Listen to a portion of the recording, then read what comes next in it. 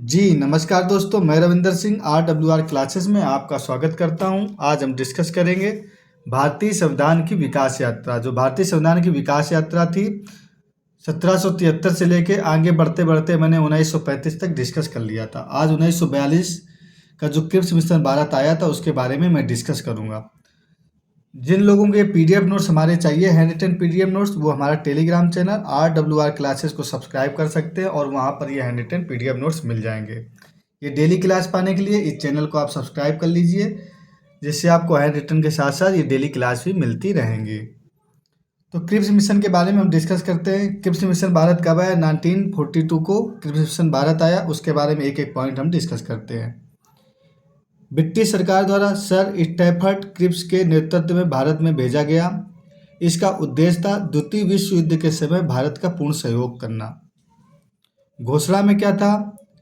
जब घोषणा की गई क्रिप्स मिशन की तो 11 मार्च 1942 को चर्चिल ने इसकी घोषणा की थी और भारत पहुंचा था क्रिप्स मिशन 22 मार्च 1942 को ये भारत पहुंचा था। तो दोनों डेट याद रखिएगा। जो क्रिप्स मिशन की घोषणा की गई थी 11 मार्च 1942 को की गई थी और ये भारत जब पहुंचा था 22 मार्च 1942 को पहुंचा था।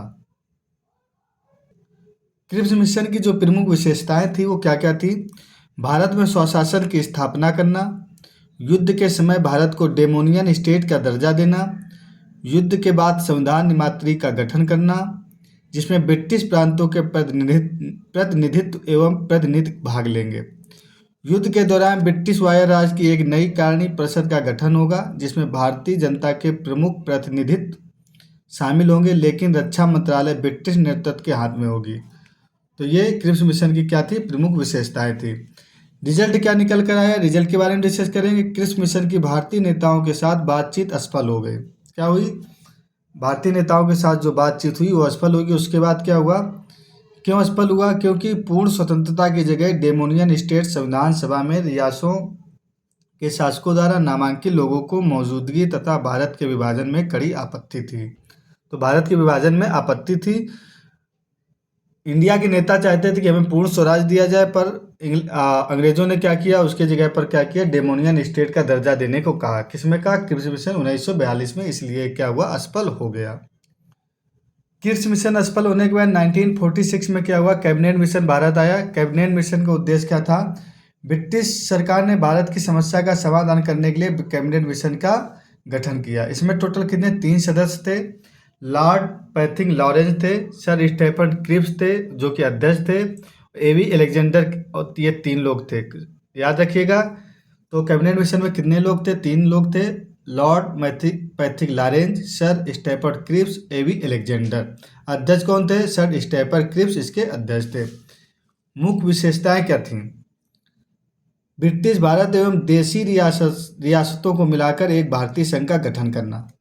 संघ की अपनी कार्यपालिका एवं विधायिका होगी। रक्षा, विदेश एवं संचार विभाग केंद्र के अधीन होंगे। ये इसकी क्या थी? मुख्य विशेषताएं थी कैबिनेट मिशन की। 1946 में कैबिनेट मिशन के बाद क्या हुआ? भारतीय स्वतंत्रता अधिनियम 1947 आया। उसमें क्या दिया गया था? Indian independent act 1947। इसको वैधानिक रूप से माउंट बेटन योजना कहा जाता है। इसको क्या कहा जाता है? माउंट बेटन योजना कहा जाता है। प्रमुख बातें क्या थी? 15 अगस्त 1947 को अधिराज इंडिया एवं पाकिस्तान बनेंगे। अधिराज में गवर्नर जनरल होंगे, जिसकी नियुक्ति इंग्लैंड का सम्राट करेगा। दोनों राज्यों का शासन एक्ट 1935 भारत शासन अधिनियम के अनुसार चलेगा। भारत के राष्ट्र सचिव का पद हटाकर उसके स्थान पर राष्ट्रमंडल सचिव की नियुक्ति की जाएगी। उसके बाद क्या हुआ? बाल्कन प्लान, जिसको डिकी प्लान भी कहते हैं। माउंट बेटन ने भारत की आज़ादी के लिए डिकी प्लान तैयार किया।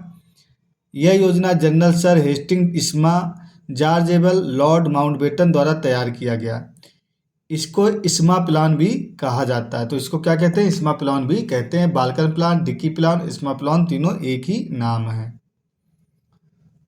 स्वतंत्रता पूर्व गठित जो मंत्रिमंडल हुआ था 1946 में, स्वतंत्रता से पूर्व क्या हुआ था? मंत्रिमंडल के गठन किया गया था 1946 में। तो टोटल कितने लोगों का गठन हुआ था? 14 लोग थे। एक एक करके हम डिस्कस करते हैं। जवाहरलाल नेहरू के पास कौन सा विभाग था? राष्ट्रमंडल संबंध तथा विदेश मामले थे। सरदार वल्लभ भाई पटेल के पास गृह, सूचना एवं प्रसारण मंत्रालय था। सरदार बलदेव सिंह के पास रक्षा मंत्रालय था।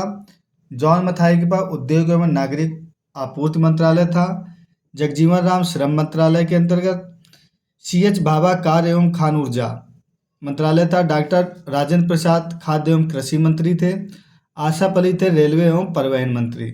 सी राजगोपालाचारी शिक्षा एवं कला मंत्री थे। और IR चौधरी गर क्या थे, वाणिज्य मंत्रालय थे। लियाकत अली जो थे वित्त मंत्रालय इनके अंतर्गत था। अब्दुल गफ्फार खान के साथ डाक एवं वायु मंत्रालय इनके अंतर्गत आता है। गजाफर अली खान के पास स्वास्थ्य मंत्रालय था और जोगेंद्र नाथ मंडल के पास विधि मंत्रालय था। तो ये कौन कौन थे जो 1946 का मंत्रिमंडल गठित हुआ था, उसके ये मेन जो जिसके पास विभाग था वो ये सदस्य और मंत्री थे। हमारा टेलीग्राम चैनल है RWR क्लासेस, जहाँ पर आपको ये क्या PDF नोट्स हैंड रिटन मिल जाएंगे। जिन बंदों को ये PDF नोट्स चाहिए हमारे टेलीग्राम चैनल पर ये PDF नोट्स हैंड रिटन पा सकते हैं। स्वतंत्रता भारत का जो मंत्रिमंडल 1947 में बना, 1946 के बाद 1947 में स्वतंत्र मंडल का पहला मंत्रिमंडल बना 1947 में। उनमें जिसको मंत्री बनाया गया उसके बारे में डिस्कस करते हैं। तो जवाहरलाल नेहरू को कौन सा मंत्री बनाया गया? प्रधानमंत्री के पद पर थे। वैज्ञानिक शोध, राष्ट्रमंडल संबंध और विदेश मंत्रालय किसके पास थे? जवाहरलाल नेहरू के पास। सरदार वल्लभ भाई पटेल के पास गृह मंत्रालय, सूचना एवं प्रसारण मंत्रालय किसके पास था? सरदार वल्लभ भाई पटेल के साथ। और राज्यों के जो मामले थे सरदार वल्लभ भाई पटेल जी देख रहे थे। और डॉक्टर राजेंद्र प्रसाद के पास खाद्य एवं कृषि मंत्रालय था। मौलाना अबुल कलाम आज़ाद थे, इनके पास शिक्षा मंत्री ये बने। जान मथाई कौन? रेलवे एवं परिवहन मंत्री बने थे। RK खड़मुड्डम सेट्टी जो बने थे वित्त मंत्रालय इनके अंतर्गत था। जगजीवन राम के पास श्रम मंत्रालय था। और सरदार बलदेव सिंह के पास रक्षा मंत्रालय था। डॉक्टर BR अम्बेडकर जो बहुत महत्वपूर्ण इंपॉर्टेंट पॉइंट था, विधि मंत्री कौन थे? डॉक्टर भीमराव अम्बेडकर थे। राजकुमारी अमृता कौन? स्वास्थ्य मंत्रालय अंतर्गत। CH भाभा किसके? वाणिज्य मंत्रालय CH भाभा के अंतर्गत था। श्यामा प्रसाद मुखर्जी जो मंत्री थे उद्योग एवं आपूर्ति मंत्री कौन थे? श्यामा प्रसाद मुखर्जी। VN गाडगिल कार्य एवं खान एवं ऊर्जा मंत्रालय किसके पास था? VN गाडगिल के पास था। यदि आपको ये PDF नोट्स सारे चाहिए तो हमारे टेलीग्राम चैनल RWR क्लासेस में जा करके आप ये हैंड रिटन PDF नोट्स पा सकते हैं। उसके बाद डिस्कस करेंगे महत्वपूर्ण तत्व भारतीय संविधान के 1773 से लेकर 1950 तक के, जिसका हम फटाफट रिवीजन करेंगे कि 1773 से लेकर भारतीय संविधान जब से बनना शुरू हुआ 1950 तक के क्या क्या डिस्कस हुए। तो रेगुलेटिंग एक्ट कब आया था? 1773 के द्वारा आया था, जिसमें 1774 में कलकत्ता में सुप्रीम कोर्ट की स्थापना की गई थी। उसके मुख्य न्यायाधीश सर एलिजा एम्पे थे। भारतीय परिषद अधिनियम 1909 के द्वारा मुस्लिम समुदाय के लिए पृथक निर्वाचन मंडल की स्थापना का गठन किया गया था। भारत शासन अधिनियम द्वारा जो 1919 जिसको मॉन्टेग्यू चेम्सफोर्ड पर आधारित था। भारत शासन अधिनियम 1919 के द्वारा द्वैध शासन प्रणाली की स्थापना की गई। भारत शासन अधिनियम 1919 के द्वारा ही लोक सेवा आयोग की स्थापना का गठन किया गया था। लॉर्ड मिंटो को सांप्रदायिक प्रणाली के जनक के रूप में जाना जाता है। द्वैध शासन के जनक लियोनेस कर्टिस को माना जाता है। 1926 में सिविल सेवकों की भर्ती ली आयोग की सिफारिश पर केंद्रीय लोक सेवा आयोग का गठन किया गया।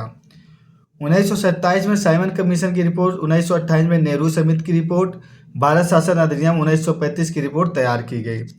भारत शासन अधिनियम 1935 के द्वारा केंद्र में द्वैध शासन प्रणाली की स्थापना की गई। भारत में संघीय न्यायालय की स्थापना 1937 में 1935 के एक्ट के तहत की गई। 3 जून 1947 को क्या हुआ? भारत का विभाजन हो गया। और 18 जुलाई 1947 को ब्रिटिश संसद द्वारा भारत स्वतंत्र अधिनियम पारित किया गया। 14 से 15 अगस्त को 1947 मध्य रात को ब्रिटिश शासन समाप्त हो गया। 15 अगस्त 1947 को क्या हुआ? भारत के प्रथम गवर्नर जनरल बन गए स्वतंत्र भारत के। 1946 में संविधान सभा को स्वीकार किया गया। और 24 नवंबर 1949 को क्या हुआ? संविधान बनकर तैयार हो गया। और 26 जनवरी 1950 को संविधान बनकर लागू हो गया। एक मैंने पॉइंट जो बताया था, भारत में संघीय न्यायालय की स्थापना 1937 में 1935 के एक्ट के तहत हुई थी। 3 जून 1947 को जो भारत विभाजन की योजना प्रस्तुत की गई थी, क्या 3 जून 1947 को भारत विभाजन की योजना प्रस्तुत की गई थी कि भारत का विभाजन कैसे कैसे होगा। तो 1973 से लेकर 1950 तक मैंने फटाफट रिवीजन करा दिया है। अगला जो हम चैप्टर डिस्कस करेंगे भारतीय संविधान के बारे में डिस्कस करेंगे, जिसको आपको बहुत ज़्यादा इंतजार था। तो भारतीय संविधान कैसे कैसे बना, भारतीय संविधान के गठन के बारे में हम पूरा डिस्कस करने वाले हैं। तो ये वीडियो अच्छा लगा तो लाइक और शेयर करना ना भूलें। Okay, thank you for watching.